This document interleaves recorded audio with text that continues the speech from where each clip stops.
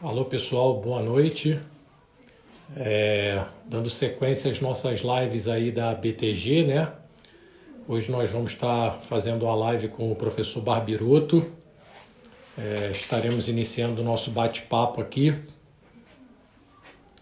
Vou agradecer ao pessoal todo aí que está entrando, Serginho, Alexandre, Lucas, o Julinho, Fábio, o Gil Costa. Quem tiver alguma pergunta, pode ficar à vontade, né?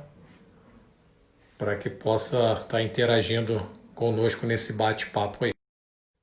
Estou convidando aqui o professor Barbiroto e ele já vai estar entrando aí para a gente começar esse nosso bate-papo. Boa noite, Barbiroto. Boa Tudo noite, bem? Jorge. Tudo bem, graças a Deus. Como é que você está, meu amigão? Um prazer, hein? Tudo bem, prazer. Né? Primeiro, agradecer por ter aceito o convite, né? Nessa série de lives aí que a BTG vem organizando. E você é mais uma referência aí que vai poder ter um bate-papo aí legal com a gente. A gente tem muito a aprender. O pessoal que está nos assistindo aí tem muito a aprender. Então, te agradecer por ter aceito esse convite, por estar participando aí conosco de mais uma live dessa série que a gente vem fazendo ultimamente. Eu que agradeço a oportunidade, agradeço o convite, mesmo porque eu sou muito amigo de toda a direção da BTG, grandes amigos, grandes profissionais, e para mim é sempre uma honra, um prazer participar. Não, legal, Barbiroto. Bom. Vamos lá, para a gente dar início à nossa live, né, Barbiroto? Queria que você falasse um pouco da sua carreira, como você começou a ser goleiro, né? O que te estimulou a ser goleiro? Se você teve algum goleiro em específico que você se inspirou, conta um pouco dessa sua trajetória para a gente, por favor. Eu comecei com 9 para 10 anos no futebol de salão da Sociedade Esportiva Palmeiras, né? Eu morava pertinho do Parque Antártica. E tempo de escola, eu ficava no recreio, o pessoal ficava chutando bola em mim, e eu ficava pulando pra caramba, tal. E a molecada, eu tenho um irmão mais velho, e o pessoal falou assim pro meu irmão: pô, por que teu irmão não vai no salão do Palmeiras, né? Pô, ele dá. Aí eu fui um dia fazer a avaliação, teste lá, passei no teste, comecei a jogar futebol de salão, e a partir daí surgiu a oportunidade de ir para o São Paulo, com 10 para 11 anos, disputar o campeonato de leite que tinha na TV Tupi.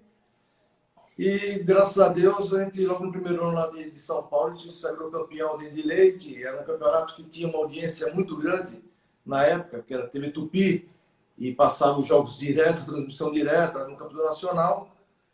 E daí eu acabei fazendo toda a minha parte de amadora na base do São Paulo Futebol Clube, né? Eu fui de dentro de leite, na verdade, até o profissional. Naquela época, né, era juvenil A, juvenil B, deitão, deitinho, essas coisas. Não era, a nomenclatura era outra, né? E eu É, cheguei ao profissional. Aí, e, nessa chegar no profissional, na verdade, quando eu fiz 18 anos, eu não cheguei nem a disputar a Taça São Paulo, nada. Eu já fui emprestado para o Goiânia. E aí o hum, Goiânia, na verdade, não prometeu um contrato para nós, porque fui eu e mais 4 ou 5 jogadores na época. Nós fomos para o Goiânia. mas isso Só você que foi o para o contrato profissional ou foi para o profissional para profissional, jogar no profissional, profissional? já no profissional. Aí chegou lá, deu problema de registro de um dos contratos dos meninos que foram com a gente e precisou, todos nós assinamos novos contratos, né? Só que aquilo que tinha o empresário havia prometido para nós, chegando lá, a realidade era completamente outra. Então ninguém quis aceitar assinar novamente, né? Então nós estamos liberados. E nós tínhamos disputado um torneio, um quadrangular com o Internacional de Porto Alegre, de Goiás, Goiânia, e eu não sei se foi em Itumbiara, não sei qual era o outro clube. E eu me destaquei nesse quadrangular e o Goiás acabou me contratando. E eu acabei ficando 2 anos no Goiás. Isso tudo emprestado pelo São Paulo, né? Sempre Sim. emprestado. Aí depois desses 2 anos de Goiás, eu quis retornar a São Paulo e acabei indo para um time da segunda divisão de São Paulo, o Grêmio Esportivo Catanduvense.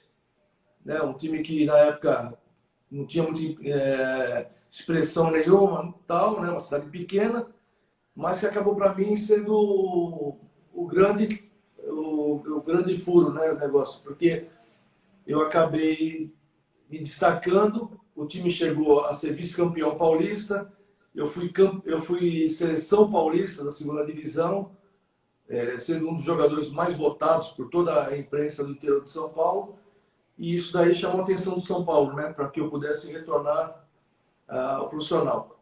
Aí eu fiquei um período como terceiro goleiro, depois saí novamente emprestado para o Ferroviário do Ceará, até voltar em definitivo e ficar os 3, 4 anos que eu fiquei no profissional de São Paulo. Bom. E aí, depois que você sai do São Paulo, você vai para onde, Fabrício? Aí quando eu saí de São Paulo, eu acabei saindo porque na época eu discuti com o treinador Cilinho, né? O falecido Cilinho. E nós tivemos uma desavença e tal, e acabou, o São Paulo acabou me emprestando para o América São José do Rio Preto.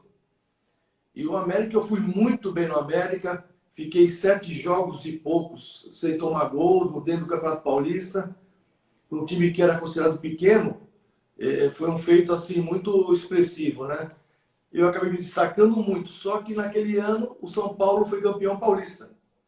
E o São Paulo contratou o Gilmar Rinaldi, né? Então eu perdi o espaço do São Paulo.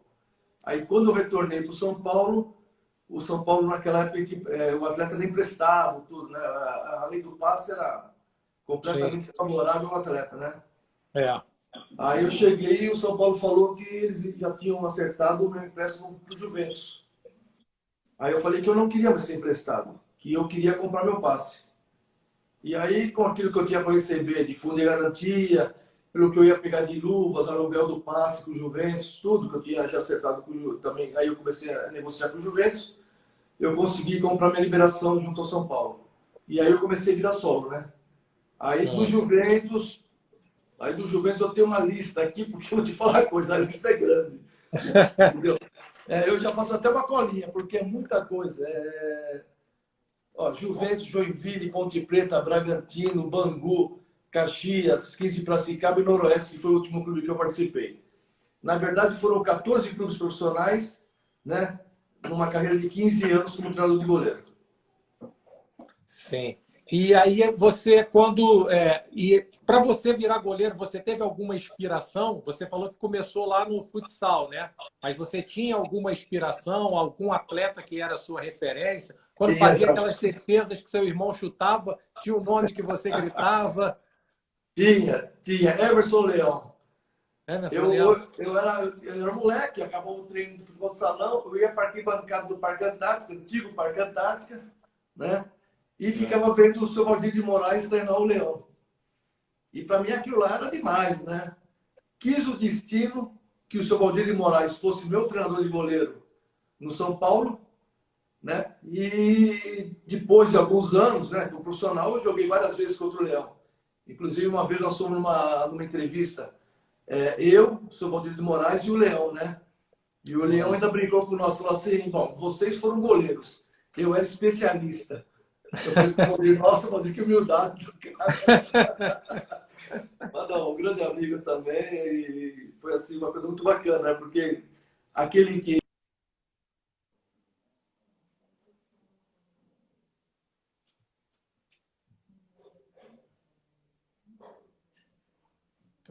deu uma travada aqui.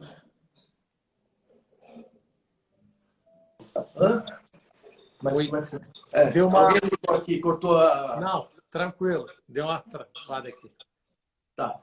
É que a tecnologia me atrapalha um pouquinho aqui. Não. Essa é obrigado porque o recurso das filhas universitárias. E aí acabou que você teve a oportunidade, depois de ser treinado pelo professor Valdir Joaquim de Moraes, de ter enfrentado o Leão, né? Isso. Mas eu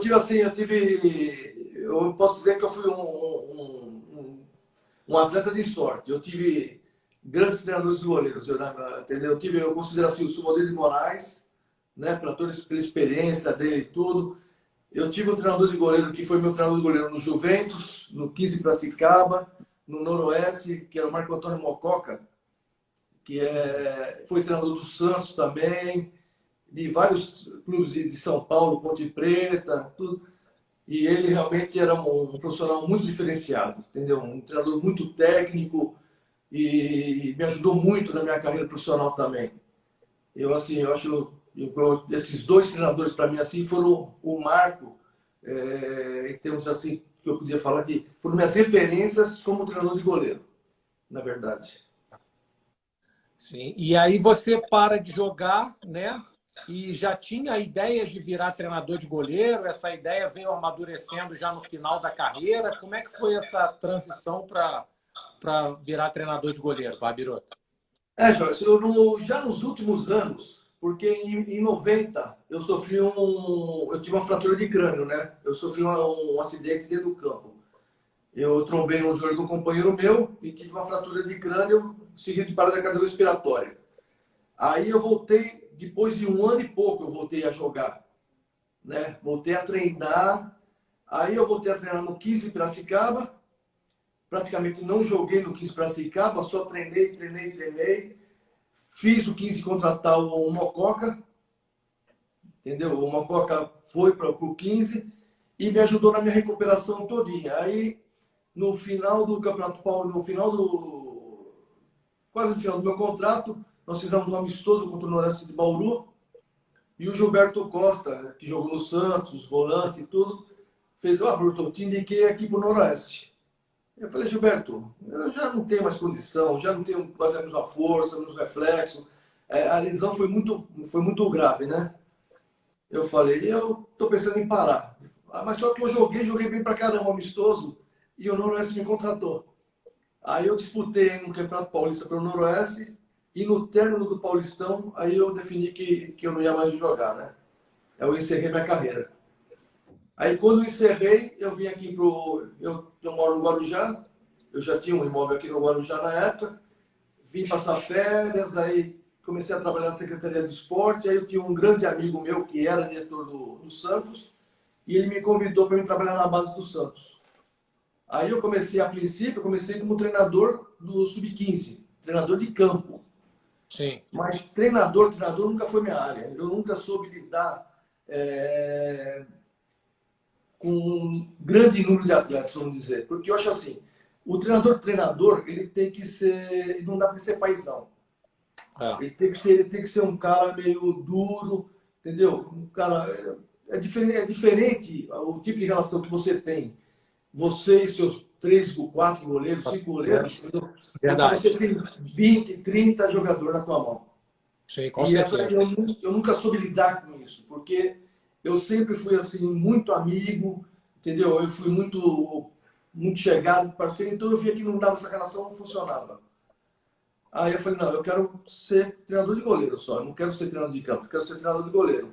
Aí eu comecei a trabalhar na base, né? Era uma dificuldade muito grande na época do Santos, porque o Santos não tinha campo de treinamento, ele treinava muito na praia, os campos eram muito ruins, os campos que eles arrumavam.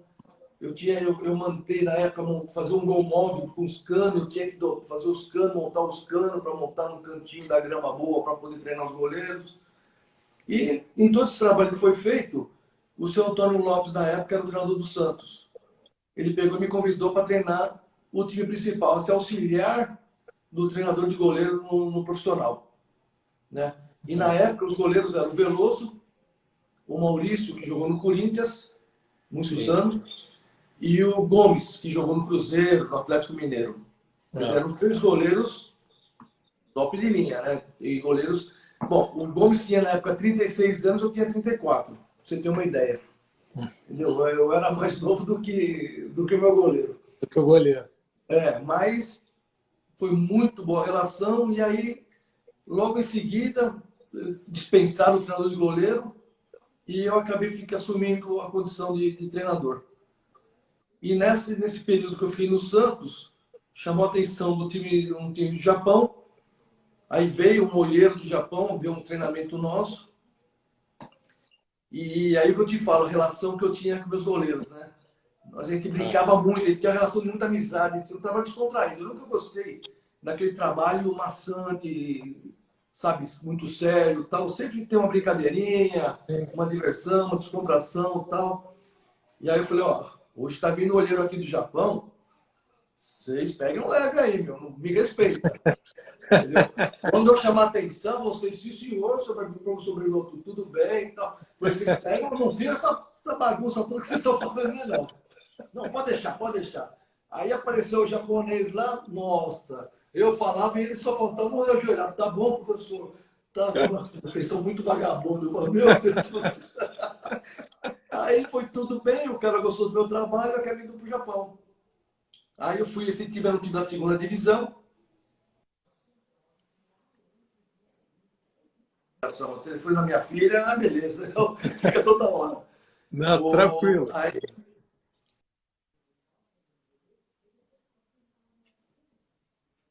Grande demais. Desculpa, tá? Nada, sem problema. Aí sofri bastante, porque era só eu de brasileiro em toda a comissão técnica, entendeu? E o intérprete, que eu falava alho, ele falava cebola. O intérprete, ele era assim, ele morou aqui no Brasil, acho que uns 2, 3 anos, e morou no México. Mas, na verdade, ele não suportava brasileiro. Porque o que ele pudesse fazer para sacanear você, ele sacaneava. Você falava uma coisa, ele falava outra totalmente ao contrário. Quando eu falo para ele, vou fazer emocional com o goleiro aqui. Quando eu chegava, eu tava, não posso falar isso eu não posso falar. Mas você tem que falar, cara. Não posso falar. Uma vez o goleiro fez uma burrada lá, eu falei, mas eu não falei para ele não fazer isso. Eu já falei para ele no treino para não fazer. Eu não posso falar o que o senhor está falando, porque aí eu tinha que ter falado palavrão, né? Ele viu se eu não posso falar, né? E aí, como o nosso time era, nós jogávamos uma rodada sempre antes do time que o treinador, o Zé Sérgio, era treinador. O Zé Sérgio, o jogador de São Paulo, ele era treinador lá também no Japão. E nossa rodada era sempre com o próximo adversário dele. Então ele me ligava, o que você viu? O que você achou? E eu passava informação para ele, trocava ideia, muito meu amigo. E aí o time dele acabou subindo para a primeira divisão. Porque o time dele estava inscrito para subir, já tinha toda a estrutura que era para subir. Porque no Japão, assim, antigamente era, não sei como é que é hoje em dia, mas um time da segunda divisão, ele tem que ter o apoio da prefeitura, ele tem que ter o estádio, ele tem que ter uma verba X de contratação. Ele não é só dentro do campo que ele sobe, ele tem que ter toda a estrutura para poder fazer parte da primeira divisão, né? Exatamente. E o time do Zé tinha. E o meu não tinha interesse nenhum de subir. Tanto é que quando eu cheguei lá, eu falei assim, o cara falou, eu falei, olha, eu quero um bicho igual do treinador. Aí o cara fez, mas o treinador não tem bicho. Ele não ganha bicho. Eu falei, como é que não ganha bicho? Não, ele é empregado da fábrica, porque era uma indústria farmacêutica. Ela fazia tipo do Gatorade, era o Pocari que chamava. Era o tipo do Gatorade do Japão. E chamava Pocari. Então, é uma indústria farmacêutica. Ele era funcionário da empresa. Ele não tinha bicho, não tinha nada. Eu falei, eu vou embora então. O salário era pouco. E sem bicho, eu falei, não. E recém-casado ainda, porque eu casei para ir embora para o Japão. Eu falei, não. Eu falei, vou embora. Aí pegaram, me arrumaram o bichinho lá e tal. Aí chegou no final do ano, eu recebi a proposta para ir para o time do Zé Sérgio, o Caxias Rei Sol. Aí acabei me transferindo para lá. E quando o japonês soube que eu ia, que era do time do Otsuki, lá é uma máfia do caramba também, né? O negócio é bem... Ele fez assim, por que você está indo? Eu falei, porque eu tenho ambições maiores. Vocês não têm ambição de subir para a J-League. E eu não quero ficar aqui mais. Lá eu estou uma proposta muito maior do que eu ganho aqui. Vou ter uma condição de trabalho muito melhor e eu quero subir. E ele falou, eu te dou a seleção japonesa para você ficar. Aí eu falei para o Zé Sérgio, falei, Zé, ele está me cuidando para ir para a seleção japonesa. O Zé falou assim, você não vai conseguir fazer nada. Você vai só dar aquecimento para os goleiros. Você vai ver só, estão fazendo você miséria. Porque eles são, na época o negócio era muito fechado. Eu falei, então, e minha esposa grávida, de 7 meses, tendo que viajar aquele mês, nós calculamos para ela ficar grávida para poder voltar, que só pode viajar até o 7º mês, né? Sim. E quando eu cheguei em casa, eu falei, eu vou ficar para a seleção japonesa, só que eu tenho que ficar novembro, dezembro, janeiro, quer dizer... Eu não ia ver o nascimento da minha filha. Ia nascer a filha e você ia estar com a E seleção. eu ia estar lá. Nossa, a mulher começou a chorar. Eu falei, não, foi embora, foi embora. Deixa que eu vou me mandar, não vou ficar mais não. Aí acabei vindo embora e depois voltei, fiquei lá mais um ano com o Zé Sérgio. Nós fizemos, aí no término do contrato, eles simplesmente dispensaram todo mundo, entendeu? Porque existe lá uma rotatividade até meio grande de treinadores, tudo, porque muito empresário e eles levam, né? Eles ganham, existe um interesse. E aí acabaram dispensando todo, mas na época era o Zé Sérgio, o treinador, o Bebeto, que era preparador físico do São Paulo, o Marco Aurélio Cunha, ele foi como médico, e de jogadores tinha o Careca, aí o Zé tentou trazer o Silas estava na Argentina, não conseguiu levar, levou o Miller, mas o Miller ficou só um mês e meio, 2, quis ir embora, não quis ficar mais, e acabou prejudicando muito o trabalho do Zé, porque a grande contratação depois do Careca, quer dizer, o Careca já era de alguns anos do clube, era o Miller. O Miller. E o Miller simplesmente quis ir embora, acabou. O time não fez uma campanha muito boa também e acabou ocasionando a queda de todo mundo. Mas foi uma experiência muito bacana, uma experiência diferenciada. Ah, e eu tive uma passagem também pela Coreia, que eu esqueci de falar para vocês aqui. Coreia e o Atlético Mineiro também. Porque depois do Santos, eu fui para o Atlético Mineiro. E depois que eu voltei eu tive a proposta para ir para a Coreia, eu fui. Só que a Coreia foi assim, o empresário chegou aqui e falou que era X, chegou lá, era Y. E meteu um contrato em branco na cara da gente, ó, se você quiser ficar, assina. Esse eu ganhar dinheiro, não quero dinheiro de vocês, eu ganho dinheiro aqui, nesse. E falava-se, né? Um salário X. Chegou lá, o salário era desse tamanho, não tinha nada a ver. Eu falei, bom, pelo menos os bichos falou que era bom. Então, se o salário não é bom, se de pagar os bichos que tá falando, que é $3.000 por jogo, eu falei, opa, são quatro jogos por mês, um time que era considerado grande,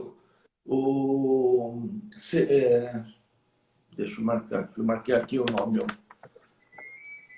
Seul, Futebol Clube, é de Seul. E eu falei, bom, pelo menos vai. Chegou lá de $600 o bicho. O treinador do goleiro era 600. Aí pro preparador físico era 800 e pro treinador era $1.000. Eu falei, com um salário de $3.000, que é o que eles estavam oferecendo, e bicho de $600, eu falei, não, eu vou trocar figurinha aqui, porque não dá para viver, infelizmente não dá. Quem já passou pelo Japão, quem passou por esses lugares, sabe que o custo de vida é muito alto. O vida é muito caro. Né? E $100 vai como se fosse R$1 aqui, entendeu? O negócio voa mesmo. Então, é uma ilusão do caramba. Ainda mais com esposa, entendeu? Sim. Eu estava pensando em levar a minha filha, entendeu? Aí eu falei, bom, eu não vou ter condição de levar ninguém, vou ter que ficar sozinho. E ficar sozinho não dava não, porque aí não dá. Eu pirei. Porque aí eu já não aguentava mais ficar longe da família também, tudo. E aí um dia nós fomos fazer uma pré-temporada na Espanha, né? Porque estava muito frio na Coreia, nós fomos para a Espanha, fazer uma pré-temporada lá, e aí de madrugada me liga o telefone, Barbiroto, aqui é o Carlinhos japonês. Eu falei, pô, cara, essa hora da madrugada, trote, cara, japonês, vai para aquele lugar, né, meu irmão? Não, é o Carlinhos japonês do São Caetano, o supervisor do São Caetano. Tá, aí caiu a ficha, né? É o seguinte, nós estamos trazendo o Muricy Ramalho e nós falamos com ele e assinou embaixo da contratação, entendeu? E nós queríamos você aqui. Eu falei, para quando? Ele falou, para ontem. Eu falei, então é amanhã o dia. Porque nós íamos fazer um amistoso em Madrid. Nós estávamos em Alicante, que é litoral da Espanha. E nós íamos para Madrid fazer um amistoso contra o Atlético de Madrid. Eu falei, então tem que ser amanhã, porque eu já pego o proveito que eles vão estar em Madrid, e de Madrid eu já fico a mula, né? Vai embora. Nossa. Aí amanheceu o dia, negociação o dia inteiro para conseguir a liberação para vir embora. Porque o cara não queria deixar eu vir embora. Aí esse empresário, que é brasileiro, pegou e fez, você contrato. Eu falei, contrato? Então você vai trazer o contrato que eu assinei que estava preenchido, que você não deixou eu ler, você só fez eu assinar, e o em branco que você falou que você ia ganhar dinheiro e que você não mostrou para mim. Eu quero ele preenchido, então. Se você trouxer os contratos cheios para mim, preenchido, e eu ler, eu fico do contrato e indo embora. Aí, o amigo meu que tinha me indicado, que é o Vanderlei, que era preparador físico lá, tudo, ele pegou, me levou para falar com o treinador que mandava, eu peguei, falei com o treinador, falei, olha, a verdade é uma só. Eu não vou conseguir trazer minha família com isso que eu estou ganhando aqui, com essa proposta que eu tenho aqui. Tem um restaurante no Brasil, aí eu menti um pouquinho. Eu falei, eu tinha vendido o restaurante, o comprador voltou para trás, eu não consegui vender, e eu estou voltando e eu recebi uma proposta para voltar a trabalhar no Brasil. E eu estou precisando ir embora do Brasil. Ele fez assim, bom, então faz assim, você vai, vende o teu restaurante e você volta. Eu falei, tranquilo. Ele estava esperando. Ele estava esperando. Até hoje. Ah, não dá. Nossa. E tem uma coisa, no Japão, você trabalha, eu tinha 5 goleiros. Eu assim, vou te falar uma coisa, cara. Tem que dar de mão nos caras para descansar. Não tem jeito. E eu nunca fui de trabalhar com as mãos. Eu fui sempre trabalhar com os pés. Era o dia inteiro chutando bola. Porque treino lá é assim, não é treino de 1h30, igual aqui no Brasil, 40 minutos. 1h30 nunca. 50 minutos, 1 hora, no máximo e tal. Lá é 2, 3 horas de treino era na época. E pau dentro. Entendeu? Era assim, eu ficava com 3, 2 ia pro coletivo, depois aqueles 2 do coletivo vinham para mim, os que iam para tal, depois voltavam 5 na minha mão. E era o dia inteiro, pau. Eu cheguei um dia para ver para minha esposa e falei, não aguento mais. Eu falei, eu vou fazer uma coisa hoje. Hoje eu vou matar esses caras. Não vou dar um chute na bola. Montei um circuito, o gol era um enfeite. Pus corda, pus estaca, pus cone, pus medicine ball, fiz o tudo. E pau, só com a mão. Vai. Acabou o treino, eles tudo morto, aí chamaram o intérprete. Falei, nossa, agora vem bucha, né? Eles, vai biroto-san, arigatô, e falava não sei o que lá, que não entendia nada, eu só entendi o arigatô, né? Barbiroto-san, arigatô. Eu falei, e é que eles estão falando? Eles agradecendo muito disso, que hoje eu treino muito bom, né? Eu falei, nossa, eu estou no lugar errado. Eles falam, você passa para eles o que eu estou falando. Eu não vim aqui para fazer isso, cara. Eu não vim aqui para dar treino físico. Isso daí é treino físico que eu fiz para eles. Eu matei esses caras hoje, eles estão falando que aqui tem qualidade de trabalho. Vocês estão brincando comigo. E é isso que é o bom, né? E eles queriam quantidade. Não importava a qualidade, o negócio era a quantidade. Nada. Tanto é que eu esqueci de contar para você. No Otsuka, que no primeiro clube japonês que eu fui, eu coloquei o 5º goleiro para ser meu auxiliar. Que ele era baixo, já meu velho, e ele falou que ele queria ser treinador de goleiro. Aí eu pus ele como treinador. Bom, ele ia para o campo, parecia o Rambo. Colete com peso, caneleira com peso, medicine ball, corda, tal. Nossa, mas ele dava um pau nos caras que eu dava dó. Os goleiros todos chupados, porque dividia do aspirante e do profissional, né? Eu ficava com os profissionais, ele ficava com os aspirantes. E os caras dele tudo chupados, os meus tudo bonitão, tal, inteiro. E os caras queriam treinar aquilo, eles queriam fazer aquilo. Eu falei, não dá. Em compensação na Coreia, eles não querem nada. Não queria nada. Nada. Os bichos folgados. Ainda peguei um russo com 39 anos. Naturalizado coreano. Ídolo do time. Tal, mas, nossa, ele parecia um caranguejo. Ele não caía no chão. Ele só corria lateralmente. Ele corria e pegava. Uma pegada de um encaixe sensacional. Você soltava a perna e ele pum. Mas ele só corria. Ele não tinha mais velocidade de reação. Então, toda bola que era muito rápida passava. Se não conseguir deslocar, ela passava. Aí eu falei pro treinador, olha, você vai me desculpar. E 2 moleques bons pra caramba. 2 coreanos alto, forte e tal. Eu falei, vou tocar o pau nesses caras aqui, né? Aí eles falavam que o problema dos coreanos é que emocionalmente eles eram muito covardes e tal, que o cara tem experiência. Quer dizer, o russo jogava só na experiência, só na moral, entendeu? Os outros moleques, muito do potencial, não conseguiu. Eu falei, não se preocupa, vamos resolver isso. E no time da Coreia tinha um brasileiro que falava fluentemente, entendeu? Quer dizer, ele já tinha o linguajar do futebol Sim. e falava fluentemente coreano também, porque já está há muitos anos lá. Eu pegava ele e falava, vamos fazer a cabeça desses moleques, meu, vem aqui. Vamos começar a dar moral para eles, confiança. Quem tem que jogar é eles, não dá para deixar esse cara jogar mais. Eu falava para o treinador, cara, se eu treinar um pouco, jogo eu, não joga ele. Eu falei, porque não tem condição nenhuma de jogar mais. Aí, não, calma, ele vai virar manager aqui, deixa ele aí, nós vamos arrumar outra função para ele, mas por enquanto deixa ele aí, tá bom. Não se preocupa com ele. Eu falei, tá bom então eu vou. Mas não dava, sem chance. O cara, tipo assim, o cara manhaca do caramba, mas acabou nem vendo o que aconteceu, porque eu vim embora depois, acabei nem, não sei o que acabou acontecendo com os meninos lá na Coreia, mas foi muito bom. E aí você estava E aí você veio para o São Caetano com o Muricy. Isso. Aí em 2006 nós viemos, eu acho que tinha mais 7, 8 partidos, eu acho. E nós encaçapamos todo mundo, fomos campeões paulistas. Foi uma experiência fantástica, foi muito legal. Na época era o Silvio Luiz, o goleiro. Sim, sim.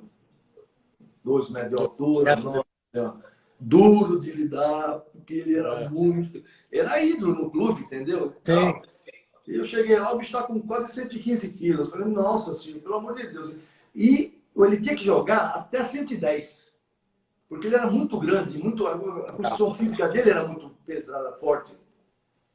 Mas era um grande e não era lento, ele era rápido, entendeu? Sim, tinha uma velocidade boa. E aí, eu no chaveco, pô, Silvio, você olhou para a seleção brasileira, se ele falar assim, Marco, para de jogar para Juquinha. Para a Juquinha tem aquela bala que fazendo assim. Para de jogar para Juquinha. Mas é verdade, cara, você joga em qualquer time do Brasil. Eu falei, é só se você tirar vergonha na cara e tal. Aí os caras falaram, não, porque ele bebe muita Coca-Cola, come muito doce. Eu falei, não. Mas assim, o treino ia começar às 3h30, 3h25, ele tá parando o carro. Meu Deus do céu. Vamos, Silvio, vamos. Aí eu falava, aí ele tá o peso acima. Eu falava, vou fazer uma coisa, eu vou ficar tarde aqui, não vou para casa, porque era de São Caetano, né? E para mim vir para o Guarujá, eu falava, eu não vou para casa, eu durmo aqui em São Caetano, para dar treino para você à tarde. Ah, mas eu venho só se for tal hora. Não tem problema, você vem a hora que você quiser. Eu vou estar aqui, nós treinamos, para baixar o peso dele, entendeu? Para poder jogar. E quando tinha quarta e domingo? E quando tinha jogo no Rio, que ele queria ficar no Rio e não queria vir embora? Queria ficar com a família lá direto. Nossa, meu Deus do céu. O Muricy ficava doido. Meu Deus, o Muricy queria morrer. Eu falava, calma, Muricy, deixa que eu cuido da fé, deixa ele comigo. Eu conheci o Silvio pequeno, eu jogava no Flamengo, né? Fiz minha base toda, e aí ele é mais novo do que eu, e ele já na base lá do Flamengo, ele já dava os seus problemas. Virou treinador de goleiro, né? Ele tá como treinador de goleiro. Sim. Sim. Outro dia eu entrei em contato com ele e falei assim, o que você fez? O que você me fez sofrer? Agora você tá sofrendo com os caras, né, meu irmão? Agora você vai ver como é que é bom. Muito legal esse relacionamento e tal. A gente fala, tem muito ex-atletas, né, que viraram o treinador de goleiro, tudo, muito bacana. E aí, depois do São Caetano, você vai para onde, Barbiroto? Depois do São Caetano, deixa eu ver minha listinha aqui. Ai. Olha, tem que ver mesmo, porque te falar uma coisa. Eu fui. Aí eu fui para a base do Santos, voltei para a base do Santos. Eu fiquei um período parado, porque eu tinha um restaurante. E aí depois eu recebi o convite para voltar para a base do Santos. Aí eu fui para o Sub-17 do Santos. Aí eu trabalhando no Sub-17 e tal.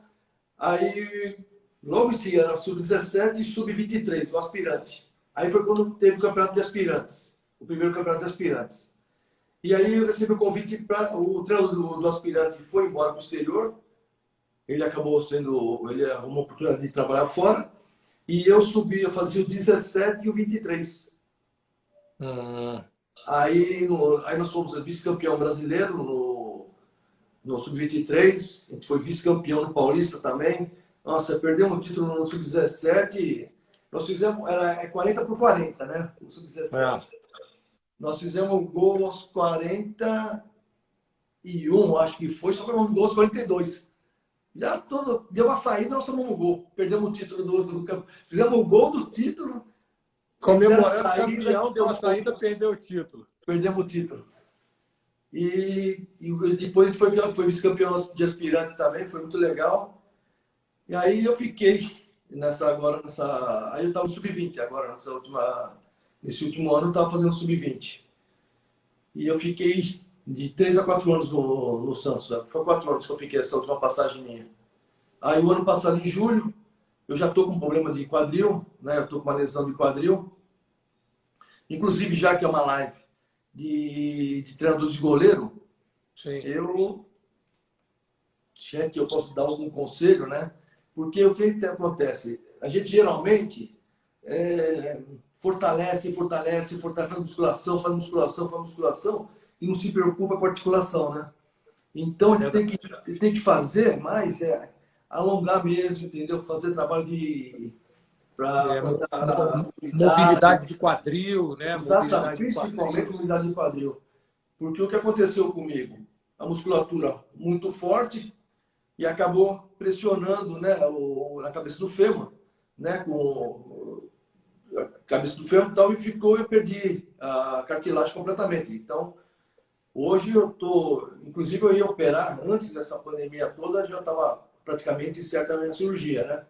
Hoje eu tenho que colocar uma prótese aqui para poder ter uma vida mais saudável, né? Porque infelizmente, e eu estava já assim, tendo algumas dificuldades no trabalho, tomando muito medicamento para poder trabalhar, todo dia fazendo fortalecimento, fazendo alongamento. O treino era 10 horas da manhã, meu treino, 8 horas da manhã eu já estava no CT do Santos, entendeu? E aí eu tinha assim, eu sou bem certinho nas coisas, né? Então eu tinha aquela rotina de fortalecimento com a borrachinha, de passar na mesa extensora, flexora, entendeu? Adução, abdução, a borrachinha, alongamento, mas eu já estava com a lesão. Então eu estava sofrendo para trabalhar, na verdade é essa. Entendi. A gente até tem um companheiro aqui no grupo, né? O Conrado, a gente fez até uma live com ele na segunda-feira, e que ele está passando pelo mesmo problema, né? E assim, é até importante você falar isso, Barbiroto, porque assim, e tinha, como você vem relatando, uma dor específica, a dor era no quadril, o que você sentia? A dor, assim? ela reflete aqui na frente, como se fosse na virilha, um pouquinho mais ao lado da virilha. A dor, ela reflete aqui na frente. Tanto é que quando fui fazer ressonância magnética, eu achei que eu tinha tido alguma lesão em algum músculo aqui, né? Aí, não. Falou, não, você tá sem cartilagem nenhuma. Aí já é osso com osso, você tá... Entendeu? Então, não tinha o que eu pudesse fazer. Tomei ainda umas infiltração de ácido iônico, não sei o que é, um ácido que joga, que é o tipo de um gel. Então, ele lubrifica a articulação. E de ozônio também. Injeções de ozônio, que delata. Então, durante algumas semanas, eu tinha um certo conforto. Mas depois voltava ao normal. Só que com tudo isso que eu estava sentindo, o que acontece? Eu me adaptei à minha deficiência, vamos dizer. Então, em vez de eu ficar batendo de fora, como antigamente fazia, porque eu era um cara que, se deixasse, eu estava fora da grande área, da intermediária, estava soltando a perna, tinha muita força na perna. Entendeu? Então, soltando a perna, soltava o que eu fiz. Comecei a reduzir, diminuir. Então, os trabalhos eram curtos, vamos dizer assim. Sim. E os trabalhos de chute longo e tal, eu era obrigado a deixar os atletas fazerem. Mas agora, a parte técnica, a parte específica, a parte de fundamento e tal, aí eu nunca abri mão, entendeu? E fazia, e não é dizer que eu tinha problema com os goleiros, falar, se os goleiros estavam falhando, estavam mal, e por isso te mandaram embora. Não. Eles estavam bem, estavam se destacando, só que as pessoas que estavam dirigindo o Santos naquela época não estão mais também. Entendeu? Porque assim, a gente fala assim, o Santos não foi igual, não foi o Santos. A instituição Santos, o respeito, e tem o maior conceito do Santos. O Santos não tem nada a ver com a história do que 2, 3 vagabundos fizeram comigo.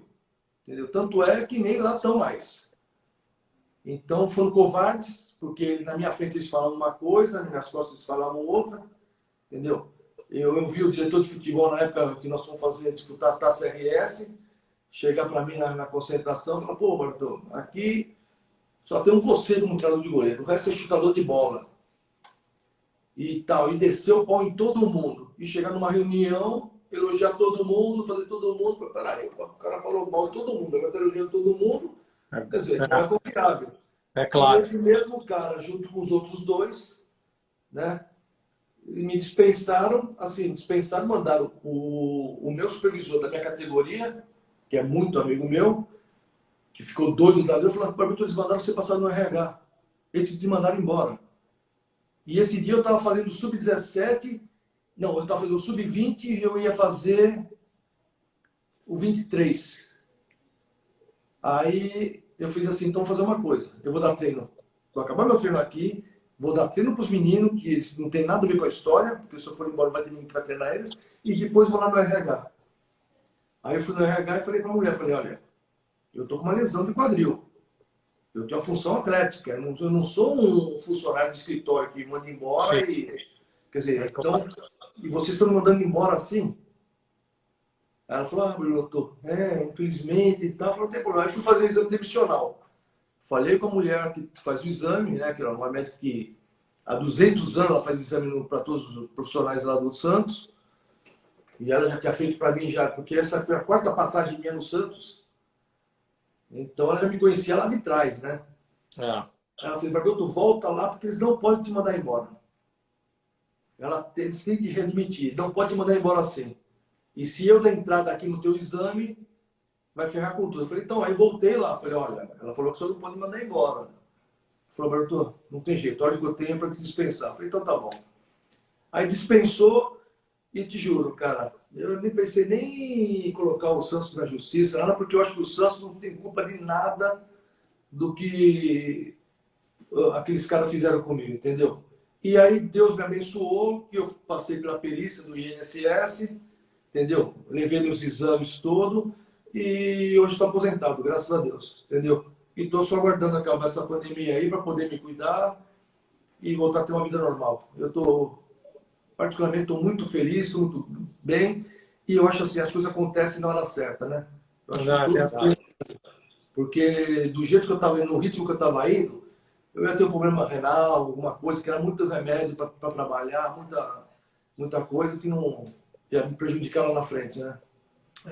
Não, e assim, é um relato assim, que eu acho importante, né? Como você falou, para nós, treinadores de goleiro, porque às vezes a gente se preocupa só com o fortalecimento de anterior, posterior, né?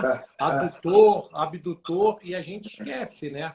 A gente tem uma quantidade de chutes que a gente dá por dia, você vai ter um desequilíbrio de quadril, desequilíbrio de coluna, porque é o que eu penso, Barbiroto, eu acho assim, dentro da comissão técnica, nós, treinadores de goleiro, a nossa profissão é a única que tem vida útil, né? O treinador, tantos anos, o preparador físico, tantos anos, agora a gente tem uma vida útil. E conforme a idade vai passando, a nossa força diminui.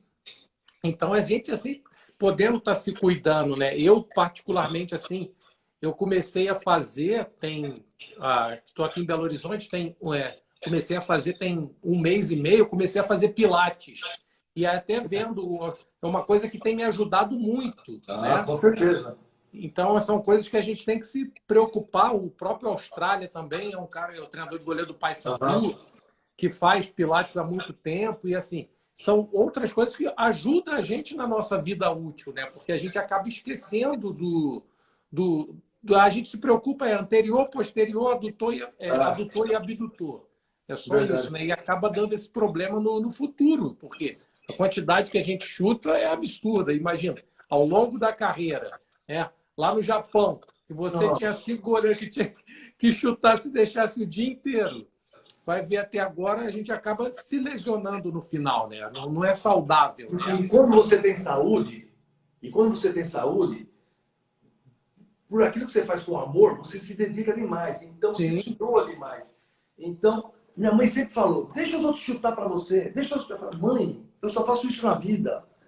Então, eu tenho que eu faço aquilo com prazer. Então, vou cruzar a bola. Tinha 4, 5 goleiros. Meu amigo, Era 80 bola para um lado de um, 80 para o outro, só que você faz vezes 5, vezes 4, entendeu? Vê quanto chute você está dando do cruzamento. Mas eu não sentia nada. Tum, tum, tum. Só que tem um detalhe, eu sempre perna direita, eu nunca bati com a esquerda. Eu sempre, então, quer dizer, meu desequilíbrio total, porque tanto é que é a minha perna esquerda que é a bombada. De tanta rotação de chute, chute, chute, chute, entendeu? E você tem saúde, você não quer saber, você não está pensando no amanhã. Entendeu? Verdade. E aí a nossa vida útil diminui, entendeu? É. Porque se eu tivesse sido um pouquinho mais light, não estou falando para ser vagabundo, não, não.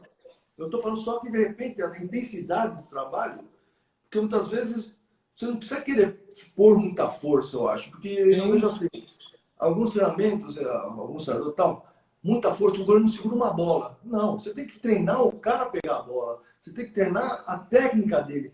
Deixa depois para os atacantes e tal, entendeu?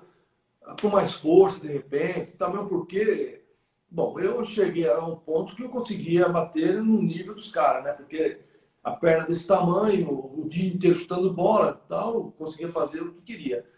Mas você, depois, você vai pagar lá na frente, né?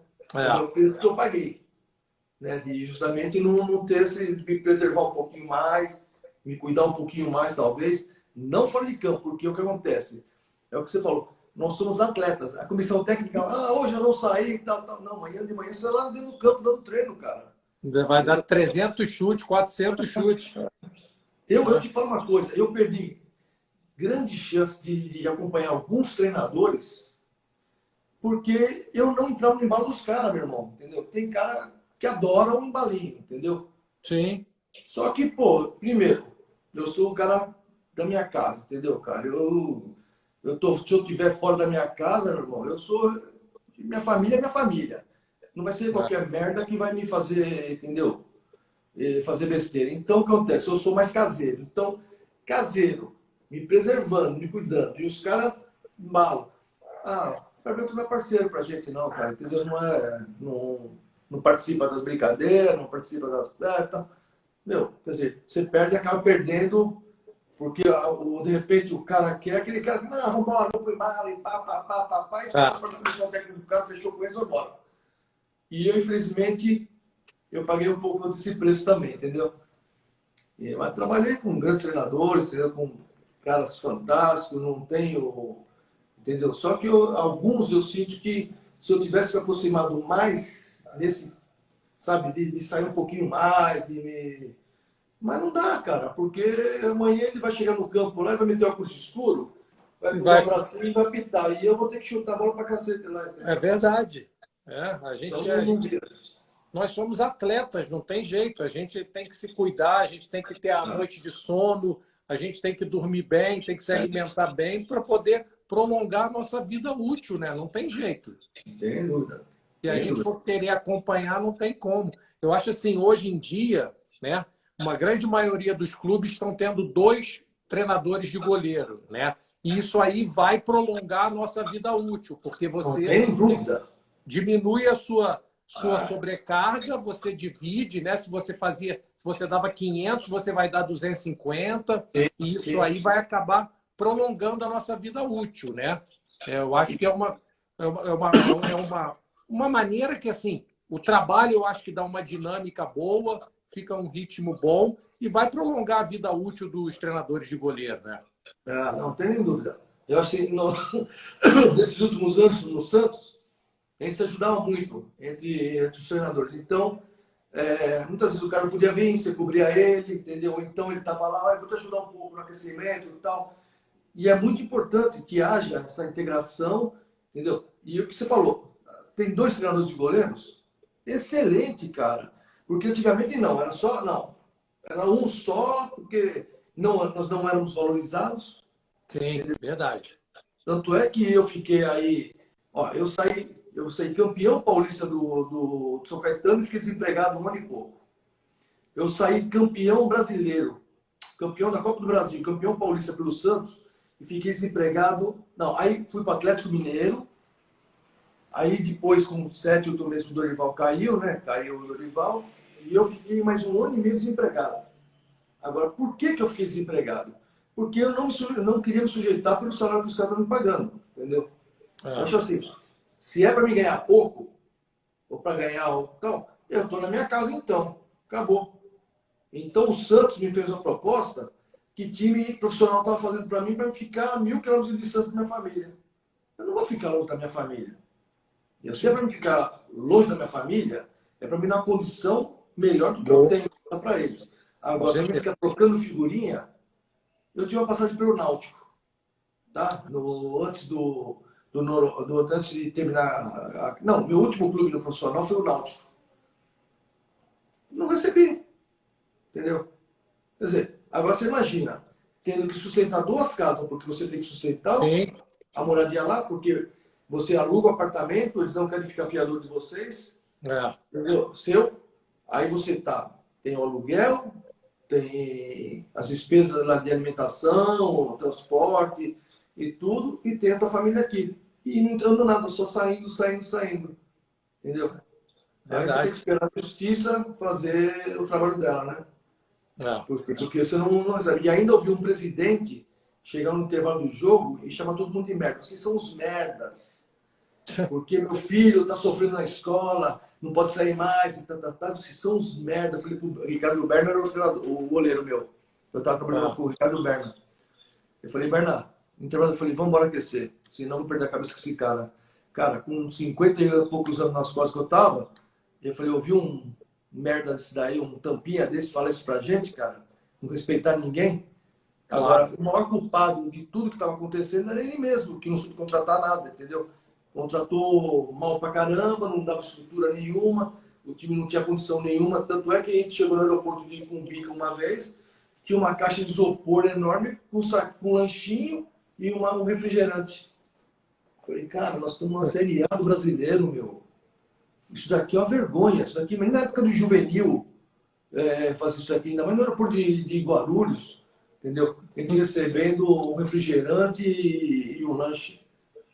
Tivemos a perca de um voo atrasou, nós ficamos dormindo tudo no aeroporto, lá jogado. Nem capacidade de pedir hotel para nós, para a companhia aérea, se tiveram para pedir, nada. Entendeu? Quer dizer, sofrimento total. Fomos disputar, teve um intervalo por causa da Copa América, né, do brasileiro e tal. Nós fomos fazer uma intertemporada em Natal. Levaram nós um lugar, o lugar era bonito. Mas para quem ia de lua de mel, para quem gostava de uma maconha, para fumar maconha, porque o visual era maravilhoso. Mas não tinha, o campo ficava a 50 minutos de distância.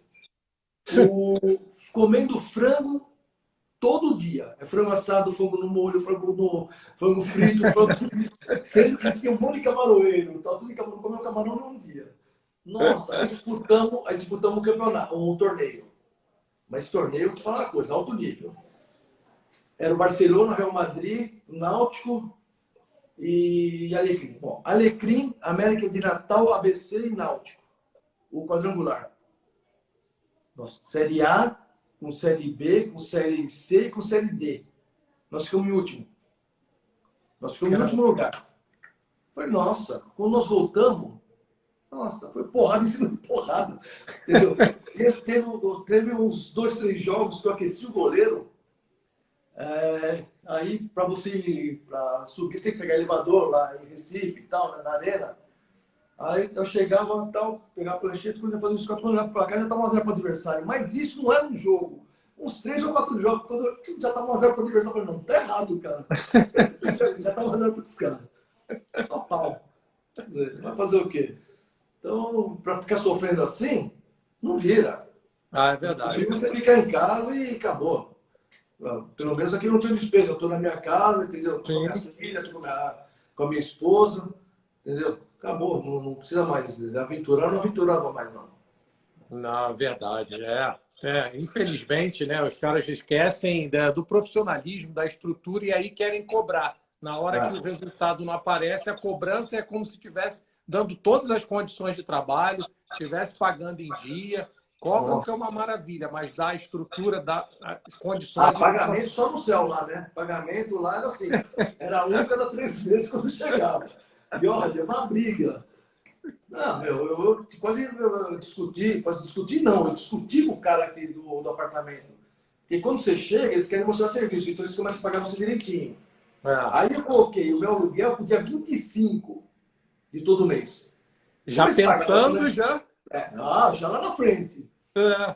Aí eles começaram a pagar direitinho. Aí o dia 5, primeiro que é o dia 5. Aí eu fui lá no dia 6 e depois fui pro cara, pagar o aluguel do mês, tô livre. Aí depois foi pro dia 10. Aí eu recebia dia 10 e tal, eu ia lá, pagava o aluguel. Aí chegou um dia que era dia 20 e nada e caiu. O cara veio lá na minha casa. Ah, mas já é dia 20. Eu falei, peraí, eu trazendo você é dia 25. Eu tenho 5 dias ainda para te pagar. Você Sim. já está me cobrando? Aí tinha um senhor no saguão lá, que era uma parte de hotel, né? Ele falou, eu tenho um apartamento lá em cima, mobiliado, tal, tal, tal. Aí eu fui devolver o apartamento pro cara, falei, ó, você fica no teu apartamento aí. Fui lá pro senhor lá, que falou comigo, era meu torcedor, que torcia por mim quando eu jogava, tal. Não quis nem fazer vistoria, nada. O apartamento dele mobiliadinho, completo. Tá aqui a chave. Eu falei, mas o senhor não vai fazer, vamos fazer a vistoria, vamos ver o que o senhor tem. Eu confio em você. Eu era teu fã, cara. Eu falei, o senhor não pode ter, o senhor vai ter melhor do que o senhor está recebendo, vai ter um apartamento do senhor. Ah, cara, cuidei daquele apartamento como se fosse meu, mais que fosse meu, porque eu achei a confiança que ele deu, Sim, verdade. tem que cuidar. Não, legal. Babiroto, legal. O nosso tempo está terminando, né? Queria te agradecer aí. O bate-papo ficou muito bom. Você contando Obrigado. aí as suas passagens, né? Como atleta, como treinador de goleiro. O tempo passa muito rápido, né? Então, Sim. acho que a gente tinha papo aí ainda para mais um bom tempo. Com 60 anos nas costas, a gente tem história, né? É verdade, é verdade. Queria te agradecer, tá? Em nome da BTG, da diretoria toda aí da BTG, do Palmieri, do Guto, Jair, Marquinhos, né? Romeu, grande, toda a nossa diretoria aí. Te parabenizar por toda a sua carreira, desejar saúde, muita paz e agradecer aí você por esse bate-papo aí muito legal. Eu que Você agradeço, agradeço, foi um prazer conhecê-lo e ter essa conversa com você. Um abração para o Guto, para o Palmieri, que esses dias atrás fez uma live aí, falou, ele me emocionou, cara. Eu até chorei com as palavras que ele falou, porque eu tive o prazer de jogar com o Palmieri no Bangu, né? Então a gente fez uma amizade muito forte e ele realmente me emocionou com o que ele falou. E vou te pedir um favor. Chega para aqueles cozinheiros do Atlético, eram todos meus amigos, cara. Eu morei perto do shopping, né? Acabando aquela linha amarela, tem o shopping atrás. Então, quando tinha muito trânsito, acabava o treino, eu jantava e eu ficava jogando Uno com eles. Aí eu ajudava eles a tirarem a mesa toda e aí dar carona para eles e ir embora junto comigo para a cidade, porque eles iam para a cidade e eu deixava lá para frente, né? Então, fiz muita amizade com os cozinheiros, com o porteiro, com o vigia lá da noite lá que fica lá. Acho que é Carlos o nome dele, não sei. E o pessoal todo muito bacana do Atlético. Manda um abraço a todos eles que foram pessoas assim que marcaram. Uma passagem muito legal também que eu tive no Atlético. E um clube maravilhoso, né, para trabalhar. Muito bom, a estrutura muito boa de trabalho, assim, melhorou, tem melhorado, né? Tem uma estrutura fantástica, assim, muito boa. Tá, muito Tá obrigado. bom. Babiroto, obrigado, tá? Um grande abraço, boa noite aí para vocês. E, pessoal, obrigado aí pela participação. Semana que vem nós teremos mais live aí. Um abraço, obrigado. Um abraço a todos. Obrigadão. Tchau, tchau. Tchau.